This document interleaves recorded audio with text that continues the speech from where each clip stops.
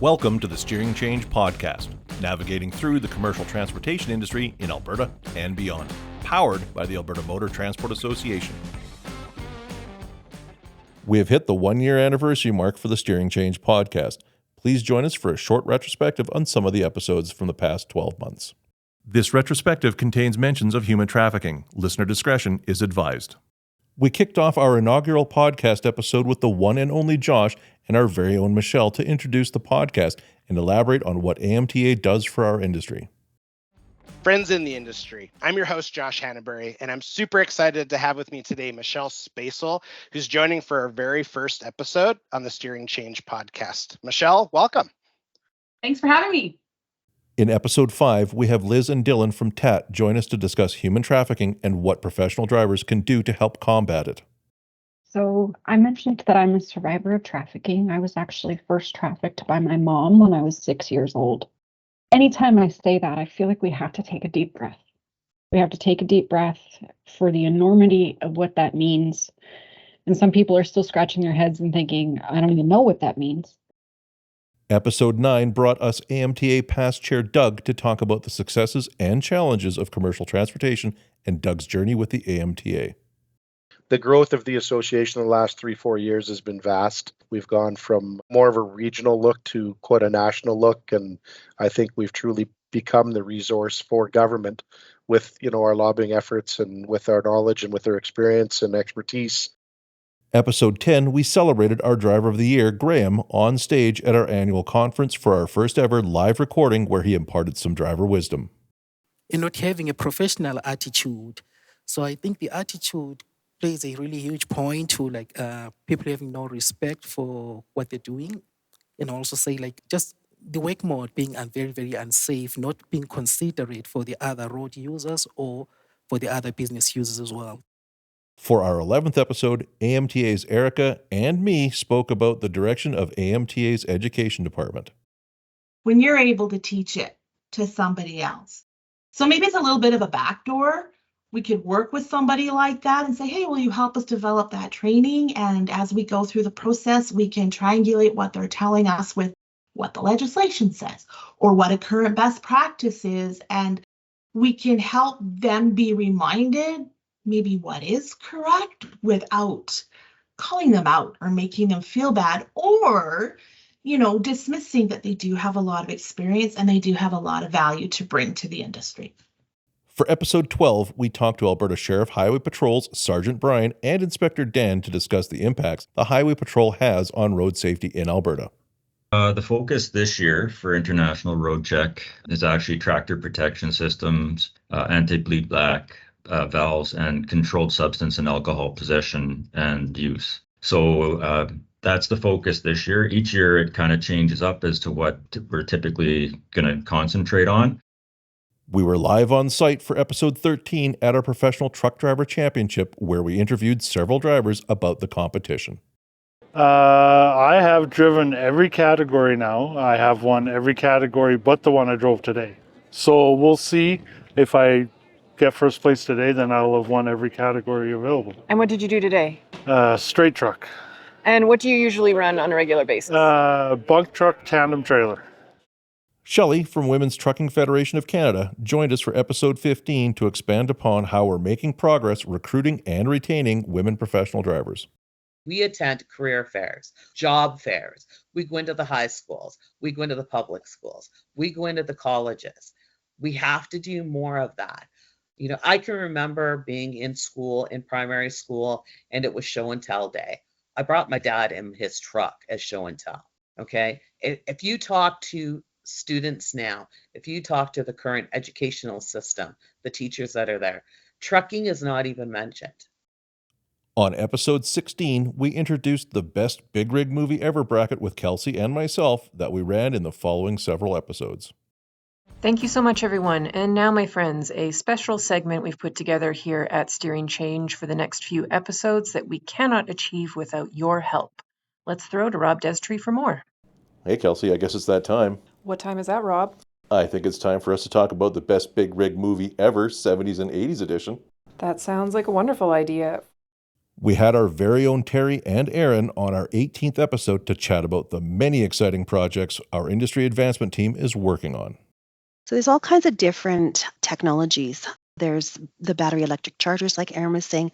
There's fueling stations for 350 bar hydrogen, fueling stations for 700 bar hydrogen. Obviously, there's a station as we know it today that would be a fixed station that you're used to driving up to.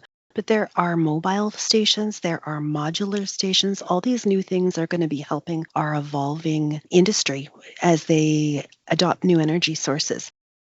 In episode 21, we had Deb from the WCB to talk about the importance of workers and the support services that WCB offers for navigating the system. You truly want to take care of your workers. They are the ones that are doing the work and generating the revenue, and your doors are open because you have workers doing the work that's required to be done. Take care of them. If they are injured, and I always say whether it's occupational or non-occupational, take care of them the same. Make sure that they know they are valuable to you. Thank you, Steering Change podcast listeners, for the success of the last 12 months. We look forward to you joining us for another great year. And now back to our regularly scheduled programming. Here's your host for today, Kelsey Hipkin. Greetings, listeners of Steering Change. I am today's host, Kelsey Hipkin, and we are thrilled to welcome you to Steering Change's 1-year anniversary episode. Having an AMTA podcast has been a dream for many years. We wanted a different way of promoting both AMTA initiatives and important takeaways for everyone involved in commercial transportation, especially our membership and commercial drivers. And what better way than to be broadcast from truck radios traveling across Canada and beyond. With the efforts of AMTA staff and friends, we worked to get her done, and here we are 1 year later. Since our inaugural episode on December 15th, 2023, Steering Change has reached the top 5 of the Canadian business news category on the Apple Podcast charts, published 27 episodes with more than 1,700 downloads, welcomed more than 60 guests and co-hosts combined, and shared information and knowledge with the goal of empowering and educating through accurate, trustworthy, need-to-know information that will help you safely succeed in industry. Co-hosting with me today is AMTA Director and Steering Change's first ever guest, Michelle Spacil. And we are joined today by someone who plays a pivotal role in guiding the Alberta Motor Transport Association and its work in advancing the commercial transportation industry through safety programs, progressive policy, and partnerships. AMTA Board Chair, Tim Bennett. Tim, Michelle, welcome. Thanks, Kelsey. To start, let's do a quick get to know you. Tim, can you tell us a little bit about yourself? Yeah, thank you. Been in industry, second generation truck driver. Started out like everyone, grew up through the family business and got involved in trucking. Got involved with our association in its early days when it was ATISA, and then joined and eventually became AMTA. It was part of a lot of its learning and developments from the transportation safety director side of things, and some of the very first courses that we've gone out and did. Involved in multiple years on different committees, from injury reduction task force to driver development to our current designation programs, our CTSP, CTSE courses. Definitely interested in supporting our industry.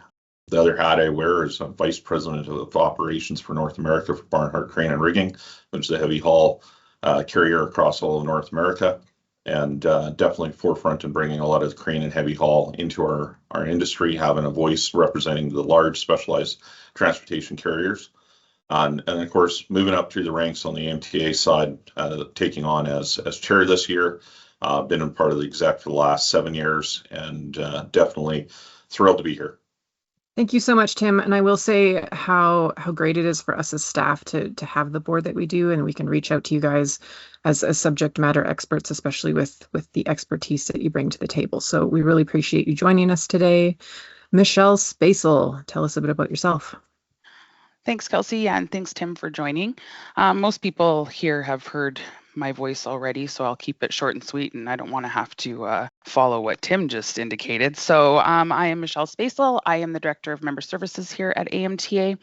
I gratefully just celebrated my 10-year anniversary with the association. So I've played many roles throughout those 10 years, and I'm really excited to be here today, Kelsey. Happy anniversary, Michelle. Thank you. And my friends, let's get to it. Tim, you have been at the helm as AMTA Board Chair since April. Can you walk us through some of the successes and/or challenges the board has faced in the past year?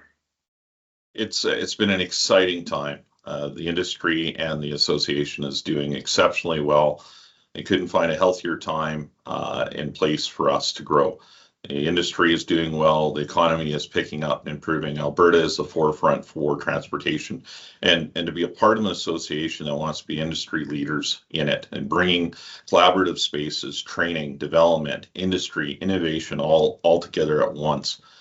Some great things that we've seen come to life and thrilled to be a part of. We've got a carrier app. Not too many people know about it.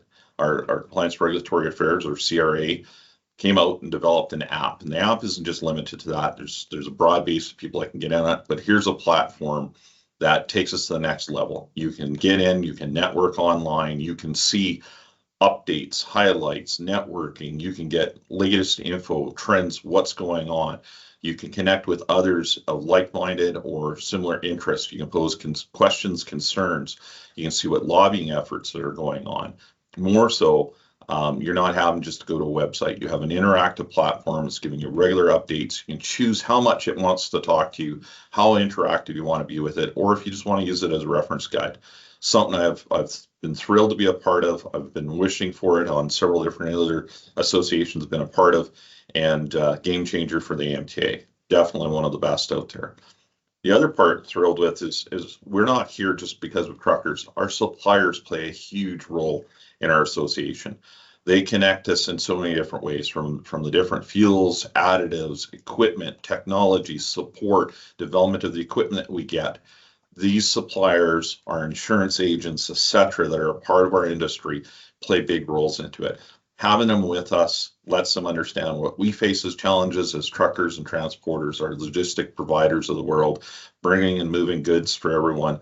The suppliers are a key part. We're seeing more involvement that we hadn't seen before. We have seen active involvement on our committees, offering input into our AGMs, being a part of different platforms, expos, shows, showcasing what we can do, but more so having a voice at the table, being able to speak up and add in. So seeing them at regional safety committees, participating both virtual and online, and seeing how they can be a part of it. Really, really thrilled to have that extra missing link that we've had in the peripheral, but not on the forefront. And this year, definitely seeing them actively involved. The other area is, we've seen MELT come and go. We've seen some changes in legislation and training. One of the best ones that we're a part of is Learning Pathways, and I'll give it a highlight, but I think Michelle talks to it the best. Learning Pathways is really inviting us to the table to review the competency framework. And that's big words, just really meaning, what is the necessary training? How do we look at it? The different certifications on taking this professional standard. We always assume that I'm just a class 1 driver, I'm just a commercial driver. No, you're a trade. You are, whether you're recognized or not, a skill that's needed out there that makes everything move in industry today. Without trucking, we wouldn't have the basic necessity of life. Well, with that comes the training, the professionalism. It's easy for us to say, oh, he's a professional driver, we're going to hold him to this, but are we training them? Are we taking them there? Are we investing in them? And maybe I'll throw it over to Michelle to kind of build on what we're doing on the Learning Pathways. Yeah, thanks, Tim. I think it's shown one thing is the relationships that we've been able to form with government. The Learning Pathways involves 2 government bodies. We have our Transportation and Economic Corridors for phases 1 through 3, and then we have Advanced Education, that phases 4 through 5. And we've been at the table throughout the entirety of the last, I would say, 12 to 18 months as government looks at how to redevelop what a professional driver should not only be trained to, but be recognized as when they are complete. And Tech is announcing April 1 a new pathway for what that's going to look like. And they're also going to be at our conference and AGM April 8th through 10th, speaking on those findings and what it's going to look like for our industry. So it's cool to be at the forefront and be able to be part of the discussions and the concerns and the change and the requirements. Advanced Ed is working also behind the scenes to try to get that certificate and apprenticeship program up and going. And we are really hopeful to have the application to our board for February, March of 2025 for that submission to Advanced Ed, that formal submission that will then put the very first steps in place to be able to make this a designated trade. It's exciting. Excellent. No, thanks. And the last it wouldn't be a successful year without the collaboration of all our different industry partners. As a trucking association, we interact with every provincial association out there. So heavily involved in collaborative spirit with our BC, our Saskatchewan, our Manitoba, our Atlantic provinces, our Quebec, our Ontario. We're at the forefront on the federal level with commercial, on the CTA side of things. We're at the provincial level working and sharing collaborative space. We share our learnings, we share our different techniques, our different videos. We're constantly looking at our education courses to make one industry stronger. And then, of course, we work with other industries, Energy Safety Canada, Alberta Construction Safety Association, just to name a few, where we're in that same collaborative space, because transportation touches all industries. So whether you're an oil and gas worker, you're relying on transportation, not only getting your crews there and your equipment there and the requirements. Forestry has the same, so does the construction world. So having us involved in that collaborative space and growing on it has been huge to elevate commercial transportation to the highest standards. Absolutely. You touched on so many important points, both of you there. Just a reminder to our listeners that we're going to have a lot of information for you in the show notes. We'll be covering a lot of ground today.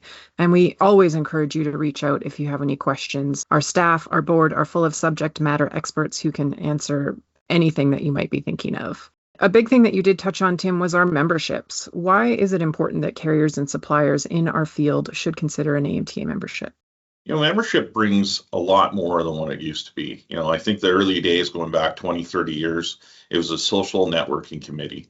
And you'd come together and you'd share different ideas and you brag about where you're at. Today's membership has evolved over the last while. And it's the efforts of access to education, access to different programs, access to safety tips of the day, how to do things better, templates, guidance, how to look at different things, how to interpret legislation, understanding some different rules. Membership gives you access into lobbying and the efforts as one collective voice, allows us to be able to stand out and say, we want to be involved, we want to help better our industry. There may be rules that impact us that we want to have a voice that goes out, and instead of being an individual saying to your MLA or your elected or to your municipality, hey, I've got a concern, I can't operate, our industry can come in, they can help guide us. We've had great programs over the years, whether it's been PIC or better carriers or different audits that have helped improve carriers that didn't know where to start, how to get involved. We've got a core program, and we'll talk about core and that down there, but do you have a safety program? What's the elements of the safety program? What goes into it? How do I train it? Where do I get the information for it? Membership brings that to the table. And then now we've got suppliers and getting our suppliers connected so that they can come in.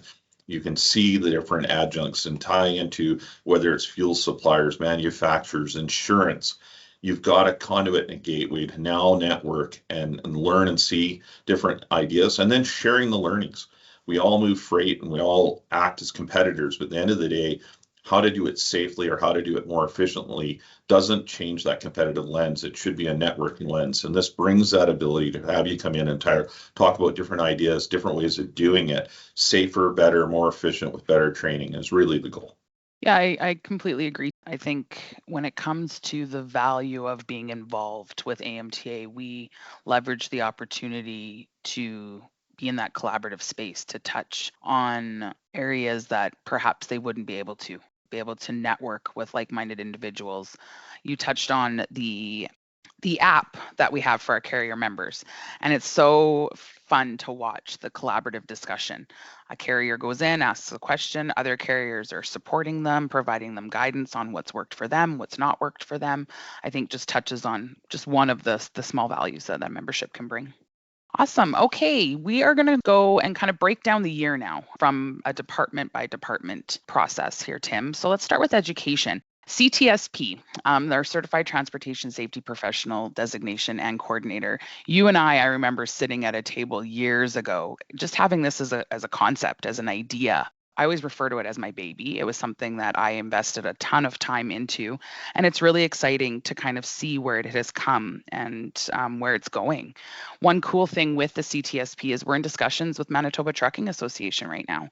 So Saskatchewan does offer it, which kind of, I like to say it was interprovincial when that happened, but seeing that other provinces are now taking interest in it and being able to really focus on making it an interprovincial designation to eliminate the redundancy of training, that red tape that comes with education requirements. Becoming federal carriers versus provincial carriers always has that pain point of different training requirements in each province. So I'm really proud of the designation that we have, and I know that I think our industry is starting to pick up on it. It took a little bit to get some steam going on it. COVID didn't help the concept of us trying to launch a new designation. However, I'm really excited for what it's looking like and the people that are getting involved. I agree. I remember the very first concept coming out. We go way back, not to date myself, but the very first education program we really pushed out was the Transportation Safety Director. And we showcased this with CCMA and ATISA at the time, as we were known. And it really started that formal education, looking and giving a little more than just the transportation safety basics that was offered.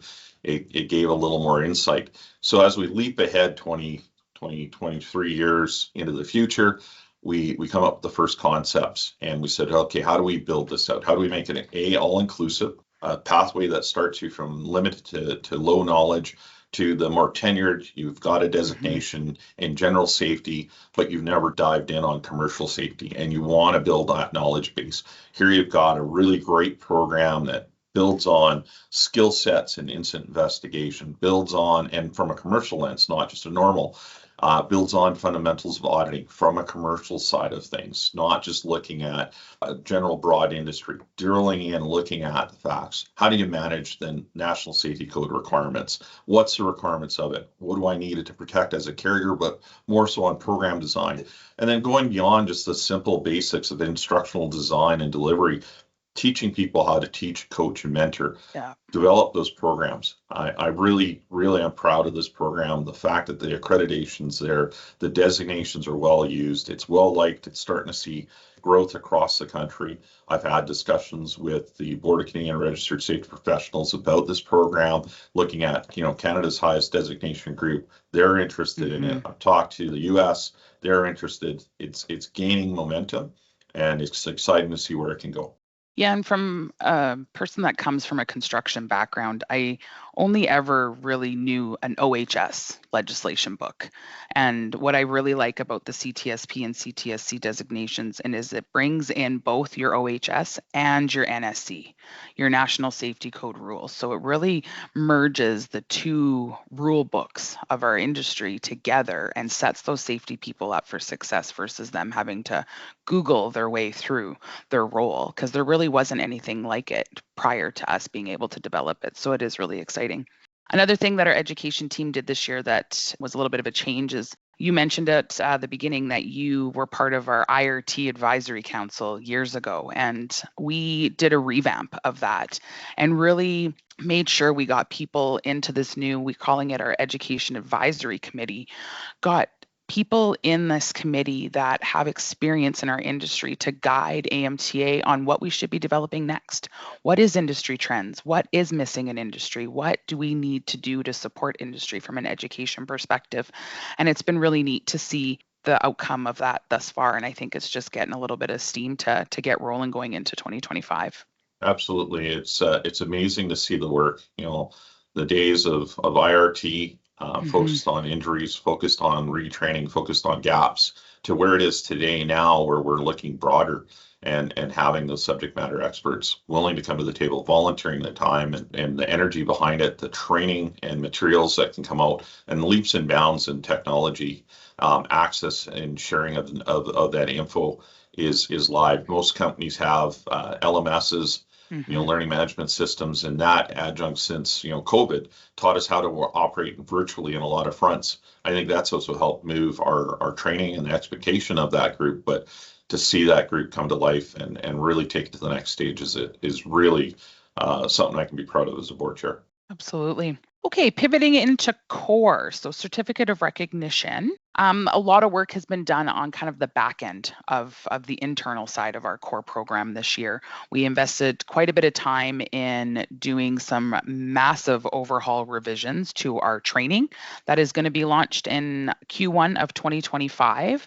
But I think AMTA it's something that's been long-standing. We've been really proud to be part of the partnerships and injury reduction through partnerships, as well as be able to hold over 650 companies that hold core with us.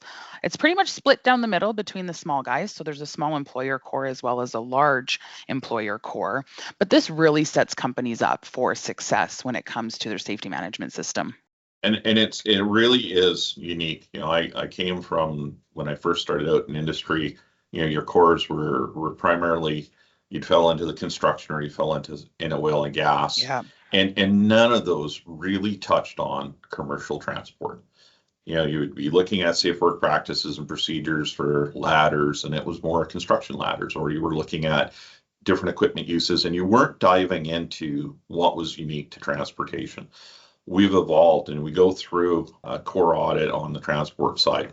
The amount of detail, the specifics, the safe work practices, the job procedures, and all that, they all have a flavor as a core, but ours drills in. I proudly have gone through Energy Safety Canada's, and I can say from an oil and gas side, absolutely gets their industry, goes through it. Same with when I look at ACSA, but when I look at ours, I'm very proud to say, you're involved in transportation. This is going to give you the guidance of what you need for programs. It will help measure where you need to be. It will give you a good framework to have a solid risk-based program that will mitigate injuries and incidents, will help you be prepared for those tasks, those hazards that are going to face you in this industry. And as Michelle said, it's equally split. You've got amazing services as a small employer. If you're that 0 to 10 operation, not sure where to start, this will get you there. If you're that large carrier, it is robust enough to help challenge you to make sure you've got the right programs. Do you have the right committees involved? Are your workers participating? It helps measure you. It helps support you. It helps build you. Yeah, and I think some employers might be iffy if they should go for core. And I think in the long run, it is going to save you money. It is an upfront cost to ensure that your employees are safe and they go home every night to their families and loved ones.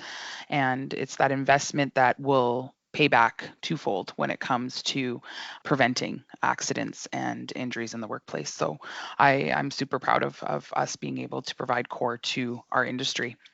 Okay, industry advancement. I always call this the shiny stuff because it's the stuff that gets people excited. Tim definitely has a lot more knowledge on our industry advancement side. You've been heavily involved kind of since the beginning of it. So I'll toss it over to you, Tim, to give us an overview of what we did this year. It's a long, daunting list of great things we've done, and I'm not just picking one technology or one area, but hydrogen has been forefront for the last couple of years in our province, definitely near and dear to the heart for what we've been doing. And we've been looking at a lot of different regulations and challenges coming out. For us, Alberta is the first province to operate, both the Nikola and Hyzon hydrogen fuel cell vehicles, as well as DTI's hydrogen dual fuel vehicle in Canada. Being that province can take that and bring technology out where we were thinking this is going to take us years to go. For us as an industry, very happy as an association, we own and operate 4 fuel cell EV vehicles. We've got 2 Azatec units and 2 Nikola units out there that we can get out for carriers to understand what they can do, their limitations, introduce them to the technology. We can prove out weights. We can work with the government. We can work on industries, on fueling and touching on it. For us, we were also part of the first group to introduce first fuel cell grade hydrogen production and distribution. We've got 2 fuel tube trailers that allow us to take it from distribution to dispensing, from production to dispensing, and allow it to get out there and to prove out the technology. And then we're the first association that took the time to train mechanics, first responders, and drivers in how to deal with hydrogen. What are the hazards? What are the limitations of that? So bringing it out, tying it into all fronts. So from driver to how we fix it and service it to the first responder that's got to go out to it. And the most proud piece that we really accomplished this year that was amazing, the Azatec project. And Azatec was bringing the first heavy dynamic Class 8 system to life. A project of about $22 million in value, 7.5 million coming from our partners at ERA coming in, and 15 diverse partners that help build the collaboration, the efforts behind it, from university to end users to manufacturers to carriers coming in and saying, how do we build this? How do we prove it out? A heavy vehicle built for our roadways, built to handle this, to bring this technology forward. And for us, it's all about that innovation. How do we bring it in? And then most importantly, we did an innovation expo, brought it together, showcased it, and we brought all the ones. So we weren't just focused on just hydrogen. We had dual fuel. DTI had a couple of units there. We got to see what they got to advance with their collaboration, both on different fueling and cryogenic type chilled units, to looking at stuff they did with busing, with Diversified and a few others, and seeing how they've advanced that fuel, to all the other different carriers and vendors that have come out and said, hey, we've got this technological advancement.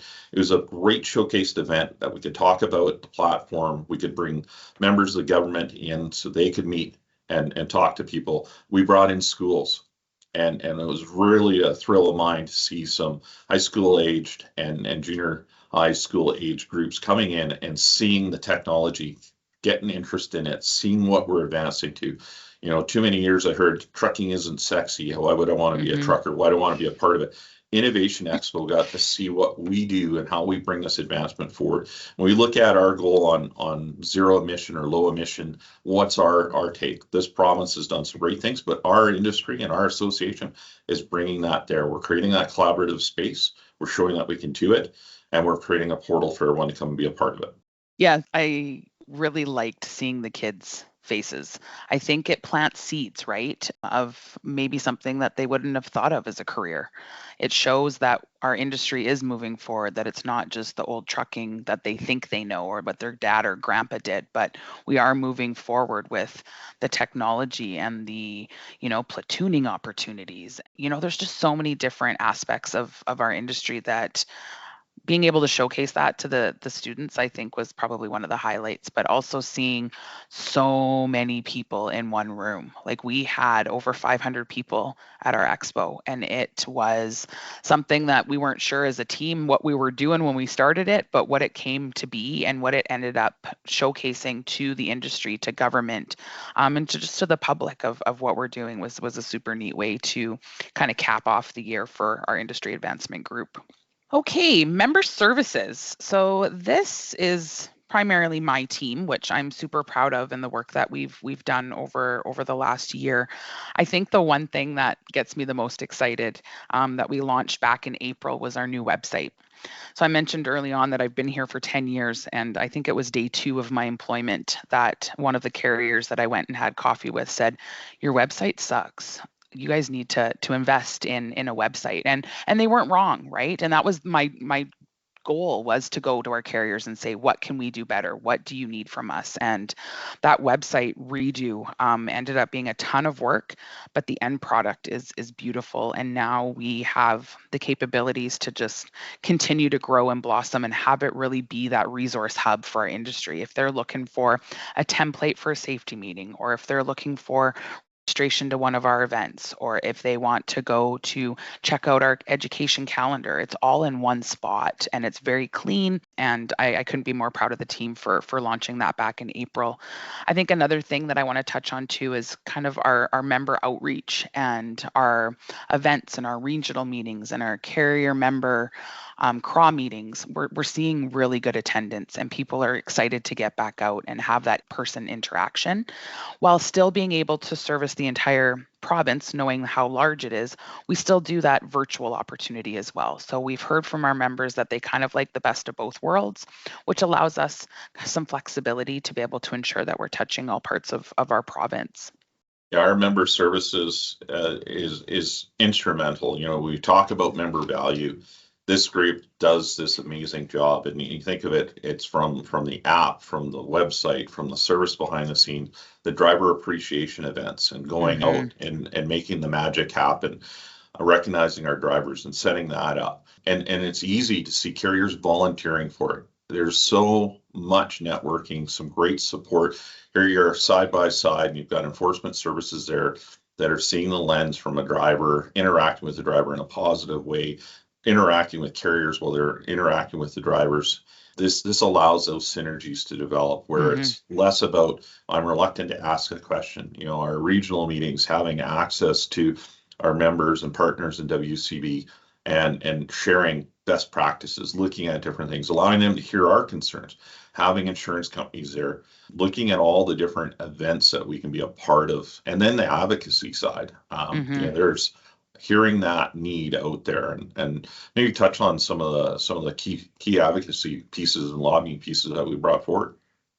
Yeah, during COVID, it was a little bit of a slower time on our advocacy side, just due to the nature of what was going on in our world. So post-COVID, we've really invested a lot of time. The majority of our listeners probably know Andy Barnes, and he has put in an extreme amount of work to not only gather the data from our industry on the priorities and ensuring that we then build those relationships with government to bring forward the industry's concern. I think the one that we're most proud of to see is the Class 1 pathway.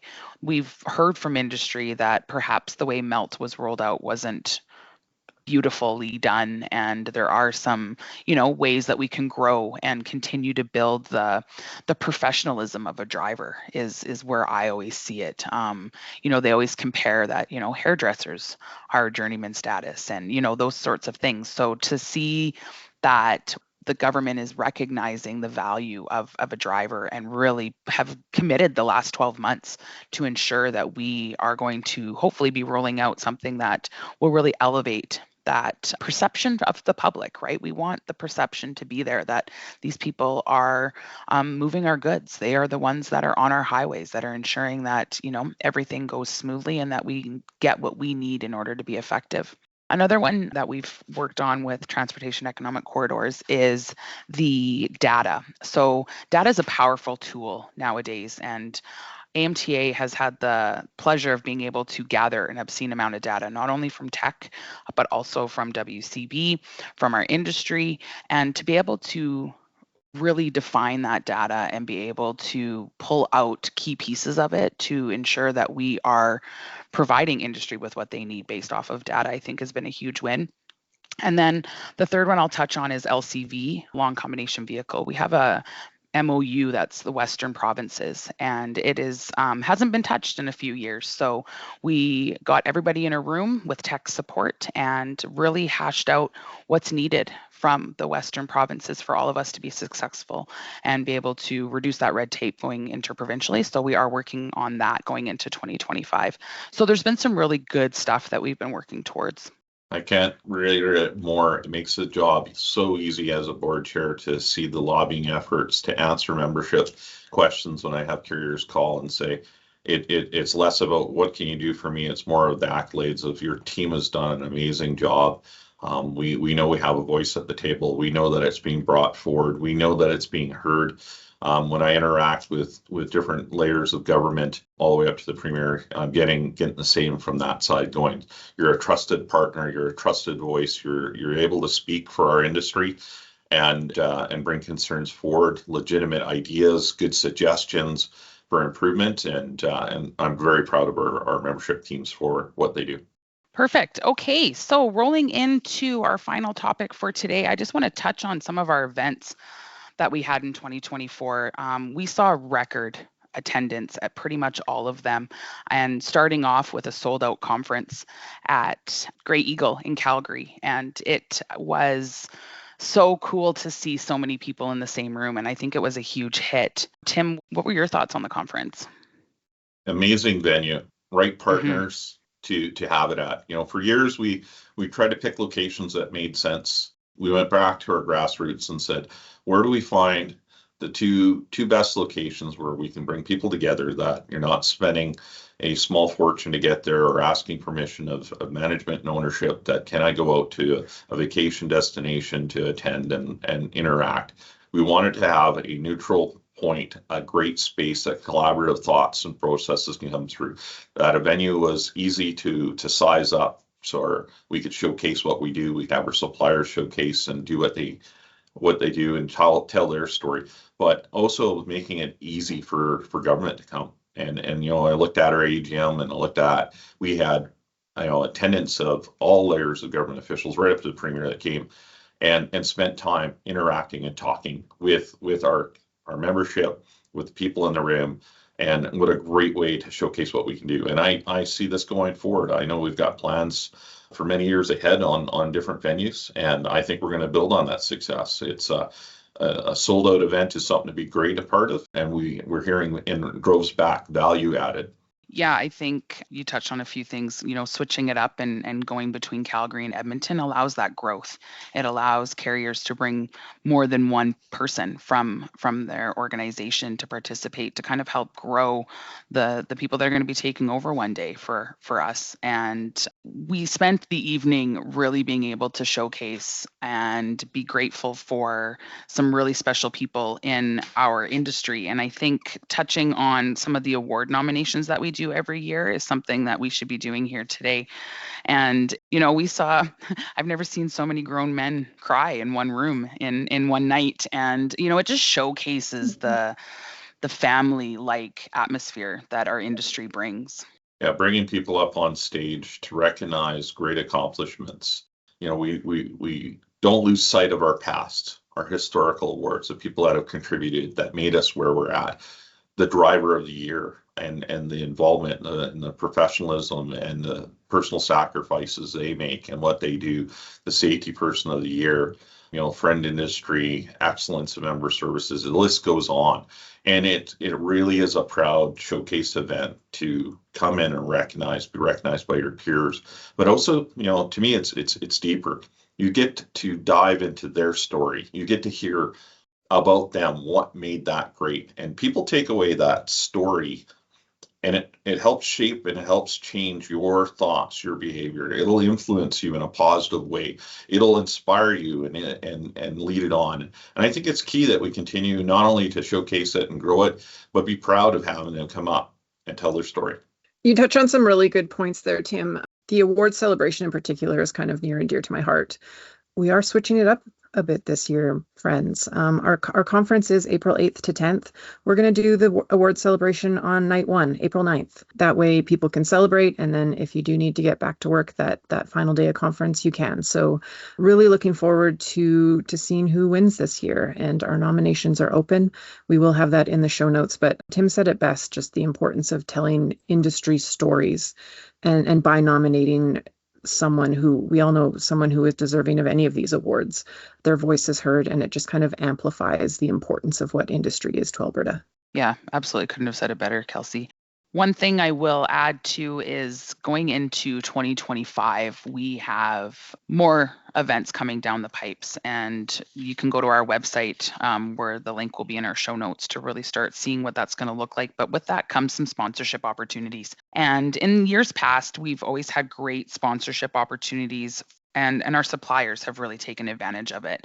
But what we're starting to see is a little bit of a shift. Our carriers are starting to get more involved in that sponsorship opportunity as well, and recognizing the value that can bring to a carrier's profile, getting their name out to our industry, and really just supporting the industry and what we're trying to do. So I encourage everybody to have a look at that sponsorship guide. And if you are interested in supporting AMTA and our efforts going into 2025, feel free to reach out to any one of the staff, and we can kind of customize what you guys are looking for. What's your goals for 2025 as an organization, and how can we support and put you in front of the right people at the right time to be able to do that? And last but not least, this is something that I hope people will be doing a happy dance about, because we've been hearing about it for a few years. We are bringing back what we call a drawdown dinner, and it is going to take place in October 2025 in Edmonton at the River Cree Resort and Casino. It's the only event I've never participated at AMTA, so I'm even equally excited to see what it's all about. And just that, I just keep hearing that it just brings everybody into one room and allows that networking and conversation and celebration of our industry. So we're really going to be leaning on our board members members to get us set up for success on this one, because me and my team, we've never been to one. So we're pretty pumped and pretty excited. So if it's something that you have participated in the past and are looking to get involved, please feel free to reach out, because we are still looking for volunteers to sit on that committee. I think that pretty much sums up all of AMTA in about 42 minutes. So we could talk for days. I'm sure, Tim, you and I can go back and forth. But Kelsey, I will pass it back over to you. I know you guys are crushing it. I'm just going to retire and then you guys can just take this show on the road. I'm trying to remember if we actually mentioned our conference is April 8th to 10th. I did mention that. It is also at the River Cree. So we'll be using River Cree a couple times in 2025. It's an awesome venue and we're looking forward to it. I just want to thank you both so much for taking your time and sharing your knowledge with us today. So let's just wrap it up a bit with Tim. Is there anything you would like to add for the end? Well, I have the privilege of catching the latest holiday seasoned episode and get it out there. So I get the opportunity to thank both of you for a great job in the podcasts that have been done ahead of me. And all the listeners that are out there. Wanted to wish everyone a happy holidays and all the successes that we've experienced in 24 and to a great 2025 coming ahead. Thank you so much, Tim. Michelle, anything on your end? No, I think I just will take this opportunity to thank Tim and the rest of our board of directors. We couldn't be the association we are without you guys and the support that you provide to us. There's a lot of work and a lot of volunteer time and a lot of dedication to get AMTA to continue rolling forward. And your guys' support is we're really grateful for it. So thank you so much for joining us today. I am going to echo Tim and wish all of our listeners, guests, and everyone out there on the road and beyond to have a happy holidays. And please do be safe. As I mentioned before, be sure to check out the show notes. We are going to have a ton of information there for you, from our events to our annual conference to the awards nominations.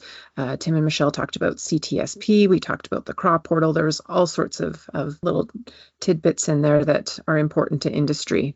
For our year anniversary, it's crazy that we're finally here. I want to thank everyone who has made this first year possible. Firstly, all of our guests. We absolutely could not have done it without you.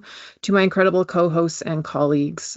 The thing that I love most about working at AMTA is the team that we've built, and we are nothing without our team here at the association. A special shout out to Josh Hannaberry, who did kick us off last December and was really a driving force behind this podcast. To use Josh's words, we would like to celebrate you. And our behind the scenes producers, Robert Destree and Robin Betts, and our marketing and analytics, Emmanuel Saki.